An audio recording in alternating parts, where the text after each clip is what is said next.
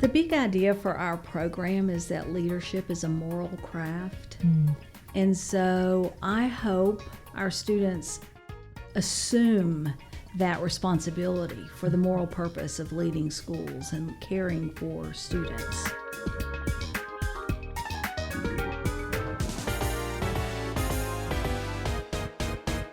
Hi, I'm Kimberly McCorkle, Provost and Senior Vice President for Academics at East Tennessee State University. From the moment I arrived on this campus, I have been inspired by our faculty, their passion for what they do, their belief in the power of higher education, and the way they are transforming the lives of their students. This podcast is dedicated to them, our incredible faculty at ETSU. Hear their stories as they tell us why I teach. In this episode, we will talk with Dr. Virginia Foley, a professor in the Department of Educational Leadership and Policy Analysis in the Clemmer College. Dr. Foley joined ETSU in 2007 after serving many years as a K-12 educator and administrator in Georgia. She is a past president of the ETSU Faculty Senate. As a faculty member, she has chaired over 100 doctoral dissertations. She also serves as a faculty trustee on the ETSU Board of Trustees. Enjoy the show. Dr. Foley, welcome to our show. I start every podcast with the same question for each guest. Take me back to your first day of teaching at ETSU as a faculty member. Looking back on that day, what is one piece of advice that you would have given yourself? I think the biggest piece of advice I would give myself is that you have time. Most of my students that I teach, I will work with over 2 years. And so I don't have to hurry up and try to dump everything in them. I have time to watch them grow. I have time to grow myself. Starting here, I frequently said I was fluent in K-12. Yeah. I understood the K-12 education world very well, but I was learning higher ed, and so I had to give myself time with that also. Oh, that's wonderful. So you spent several years as a public school counselor and a principal in Georgia before you began a second career as a faculty member here at ETSU. Talk about how your previous professional experiences have shaped your career in higher education. I was a school counselor for 20 years, and I think that those experiences and the training I received as a school counselor prepared me well for leadership roles. Because it's about building relationships and it's about listening, deep listening. As a school principal, I would not have been able to do the job I'm in currently if I hadn't served in that capacity, because everyone who teaches in our licensure program either is or has been a school principal. So we're preparing school principals. We want people who are teaching them to have walked that walk. I retired from the central office, and that probably was the best preparation for my career here, because it was things I learned while there that really shaped the way I teach.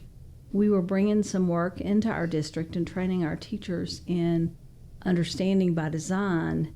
It's a framework by Grant Wiggins and Jay McTighe, and had I not had that framework, I would not be teaching the way I'm teaching now. Wow. So it's identifying what are the big ideas you want students to walk away with, and how are you going to know, what evidence do they have to provide you that they understand those concepts bone deep. And then how do you structure experiences to give them that deep understanding. Had I not had that opportunity and that training before I came, my students probably would have been reading a lot, writing a lot, taking tests. Right. And as it is now, the experiences are structured very differently. Yeah, they've transformed the way you teach. Yeah, definitely. So most of your students are current teachers, as you mentioned. What is it like for those teachers to return to the classroom as students? The hardest thing for them is to get used to the fact that grades are not what drives things. They're teachers, and they are always used to being successful and getting good grades, so they want to know, am I doing what you want me to do? That's a big adjustment for them, because I tell them it's about the learning and we're not going to worry about the grade.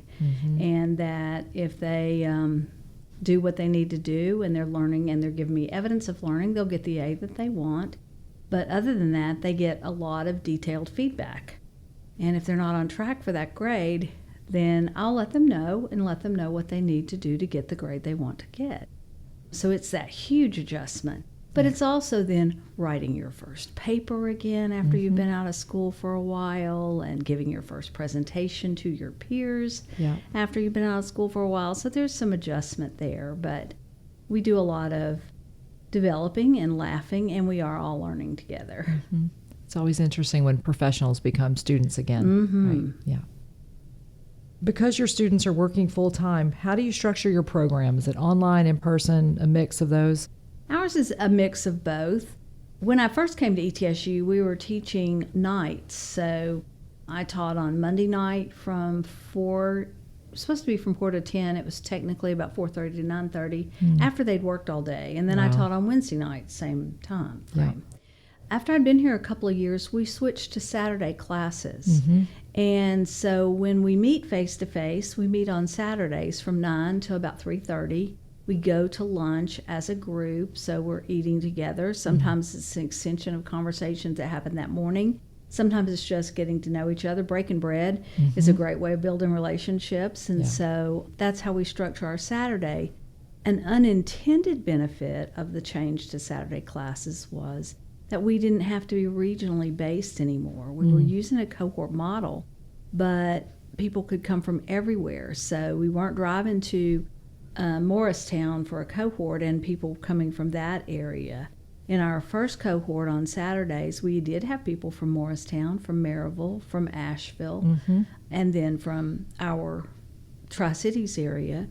But now with our cohorts, it's not uncommon for me to have people from Nashville, from Memphis, from Jackson. So they're coming from everywhere, and that just makes the cohort experience that much richer because of the diverse perspectives and experiences that people bring. It's great. And I would imagine that the Saturday format is in some ways preferable to the weekly meetings. It is so much better. And we don't meet every Saturday. You know, we have a certain number a month, and some of that's dictated by the size of the cohort. But certain number of semester. But the Saturday also helps because they're not fatigued after having taught all day long. We get there with energy, and then I think we all leave tired, but it does make a difference. And then the remainder of the coursework is online, but it's structured pretty tightly with weekly discussions, and then there are papers and there are presentations that are both virtual and face-to-face. And I would imagine that part of the benefit is that they're building those professional relationships with each other, with you, but with others. With each other also, yes. Yeah. I think our students will tell you that the internship that they get in our program and the cohort structure are two of the biggest things they take away. And lunch. One of their favorite things is lunch on Saturdays. Yeah. So I can't take credit for much of any of that, but that's what their takeaways are. Lunch always makes things better, yeah. Tell me a little bit about the internship model then that you mentioned. Okay. We have the most extensive internship in the state. We have a minimum requirement of 540 hours. And 100 of that is at elementary, 100 at middle school, 100 at high school, 100 at central office, and then 140 that are split between community and diversity, which a minimum of 40 in one of those. But students could get 70 and 70, they could get 90 and 50. But most of our students finish the internship with over 700 hours. Wow. We tell them don't stop counting because when you're interviewing for jobs and you say, well, my internship requirement was 540, but I was able to get 700 hours. Then, and the internships experience are documented. They're aligned to standards. If you're a student in Tennessee, they're aligned to our Tennessee Instructional Leader Standards. Yeah. If you're a student from another state, then we're aligned to the Professional Standards for Educational Leaders, which are national standards, and that's what our licensure exam is based on. So everybody gets exposure to those standards also. So students are getting a very rich internship experience. They have mentors that they identify. Our requirement for their mentors are that they have to either be or have been a school principal. Right. And then we have an internship supervisor who makes regular visits with the interns and their mentors. That's great. And every student has to experience every level. Yes, so elementary. They do have to experience every level because, and every now and then you have somebody that tries to talk you out of it. Well, I know I'm never going to be an elementary principal because elementary children give me hives. So can I do all of my work in high school? Right. And we say no because your license is K-12. Right. And one of the people who begged for no elementary, her first principalship was in a K-8 school. Another person who was an early childhood person, his first principalship was his first assistantship was at a high school. Then he became a K-8 principal, and now he's a high school principal. So, yeah, they need the range. Is it true that middle school principalship is the hardest, or is that just a myth? If you love middle school children, students, it's not hard. And that was where the majority of my principalship was. Is that was right? In middle school. Yeah. And I love those kids, that age kid.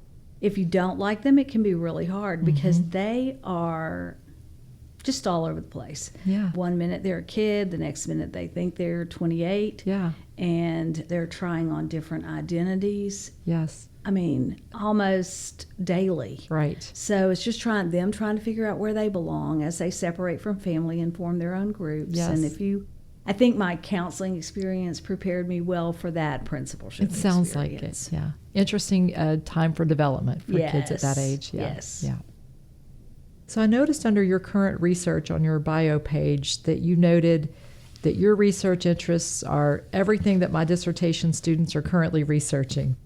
Talk about your process of mentoring doctoral students and some of the most interesting things that you've learned from your students. Well, when it comes to mentoring doctoral students in dissertations, one of the most important things about teaching is know who you're teaching. Yeah. And so different students need different approaches and different things. Some are just ready to get it done. They love this part of the education, and they are just marching on. And some need that all of a sudden they feel abandoned. It's like they've had coursework, they've had deadlines, and then they're kind of on their own. Right. So I've learned to help build in deadlines, especially for those who need it. And if I say, this is due to me then, some of those students will not miss a deadline. Some of them I know it's a guideline, so they just keep going on. So I nag. I cheer, I encourage, I celebrate. So it's just different approaches with different students. Yeah. But some of the topics that have been really fascinating, I had within the same time frame, within 2 or 3 years, I think I had 4 different students that did their dissertations research on freshman academies because that was a movement for a period of time. And so they wanted to know what kind of impact it might be making, and was it making a difference in student success? Was it making a difference in how students? And they approached it all from different perspectives, and they were working with different populations. So that was a thing for a while, and then those have kind of gone by the wayside. I had a student, one of the most powerful dissertations, I guess, that made an impact on me was a student who was looking at female leadership. And a serendipitous discovery was the role of mentors. And she uncovered this because she was in North Carolina and she was using snowball sampling. She uncovered this network of women who were all mentored by the same woman. Is that right? And it was a total surprise. But this woman knew that females needed mentors, and so she started a book group. And then out of that book group, then mentored people, and some of them didn't know each other because they hadn't been mentored at the same time, but it was pretty fascinating. But that role of mentors, especially for female leaders, was pretty powerful. I had a student who, we think we're in a rural area, but I had a student who was studying teacher development in Malawi. And so she interviewed people at the government level, but then she was going out into schools and comparing urban and rural. And the definition of rural in Malawi was if you had to walk more than 2.5 hours from the town center to get to the school, that was a rural school. So just a totally different picture of rural for us. Fascinating. And one of my students really looked at money and per pupil expenditure, and then its relation to student success on typical measures. And basically what he found was it doesn't matter. And so these schools that have low per pupil expenditure but are very successful, we all need to go find out what they're doing. Wow. So I love the range of topics. How do you help students sometimes who are struggling in identifying a topic? I tell them that by the beginning of their fourth semester, they really need to be firm. And so we've talked throughout on things they're interested in, but they really need to get clear because they need to spend the rest of the time starting to build on that. And then recently, the P12 part of our department has really built in some checkpoints along the way. So some developmental pieces in building your dissertation, and those are helping some. And even with all that, you have students who change their mind. Sure. And then that just slows them down a little bit. But I believe that you should, if you're doing something that you're interested in, that matters to you, it makes the work a whole lot easier. Yes. Yeah. That's great advice. Yeah. So you're now on your second term as the faculty trustee for the ETSU Board of Trustees. Will you tell us about your role on the board? I have thoroughly enjoyed the privilege of serving on the board. And I didn't mean to run for a second term, but the pandemic occurred. Yeah. I was 6 months into my first year of my first term, and then we all went remote, and then our meetings were remote. I just really felt like that I could learn more if I were able to serve a second term, and so I ran again and was elected. I think my job on the board is to first read thoroughly all the board materials, even on the committees I'm not serving on, because I feel obligated to faculty that if there's something that might impact faculty, I just need to point that out to the board. I mean, that might have a surprising, unintended impact on faculty. Everything the board does impacts faculty. So that's one of the things that I do is just read really thoroughly everything. And I attend every committee meeting, and I'm so thankful that we've rescheduled our committee meetings so that there's not two meeting at the same time. Right. That does allow me to attend all the meetings. The people that are on, the other trustees, are so committed to the success at ETSU, and we're all pulling in the same direction. And for the most part, agendas are, how do we make ETSU strong and better? I meet about monthly by Zoom with other faculty trustees across the state. Do you? And that's not true everywhere. And so sometimes I just keep my mouth shut because it sounds like I'm bragging. But I do feel like our trustees are committed to ETSU. And so my role on the board really is to talk about, just every now and then say, but this is how this rolled out because of information I have that they don't have because they don't live here. I don't mean live in this community, I mean live at ETSU. Right. And so I feel like as a trustee, I can point those things out. I can give them a historical perspective from somebody who's lived some of the work. And then just talk about, okay, if this, then this. And so they have the information they need from a faculty perspective before they're going on. My bottom line, my role as a trustee is the same as anybody else's, is to make decisions for the university that make the university stronger and better. And so I don't have a faculty agenda on voting. I have an ETSU agenda on voting. So like I said, I've really enjoyed getting to know the other trustees and seeing the level of their commitment. Can you share with us maybe one of the most rewarding experiences you've had in serving as the faculty trustee? Is there something that stands out from your almost 2 years on service? There are many things that stand out. I think, I always like to welcome faculty back at convocation. I love the new ceremony for tenure and promotion and being able to participate in that. I think the Heroes ceremony that we had last year that honored the people who just stepped up during the initial stages of the pandemic and just made such a huge difference, and being able to kind of list the people that kept us going and went above and beyond. That was probably the most moving experience that I've had. That's great. Yeah. Well, thank you for your service as a faculty member on the board. And as you've described the role, it's so important to have a strong faculty voice on the board. Yeah. Finally, what impact do you hope that you have made on your students? The big idea for our program is that leadership is a moral craft. And so I hope our students assume that responsibility for the moral purpose of leading schools and caring for students. You cannot delegate responsibility for that moral purpose. You can delegate other aspects of the job. Somebody can build your schedule, master schedule. You have a bookkeeper probably helping you with budget. One of my biggest struggles when I first was a principal was doing the lunch schedule. But there are people who can do those things for you, but not keeping the focus on the vision and moving the school in that direction. Thank you, Virginia. From your work in the classroom to your service on the ETSU Board of Trustees, your work is truly making a difference in the lives of our students. I appreciate all you do on the board, on committees, and in the classroom so that ETSU can continue its mission to improve the quality of life for the region and beyond. Thanks for listening to Why I Teach. For more information on Dr. Foley, the Department of Educational Leadership and Policy Analysis, or this podcast series, visit the ETSU Provost website at etsu.edu/provost. You can follow me on Twitter at ETSU Provost.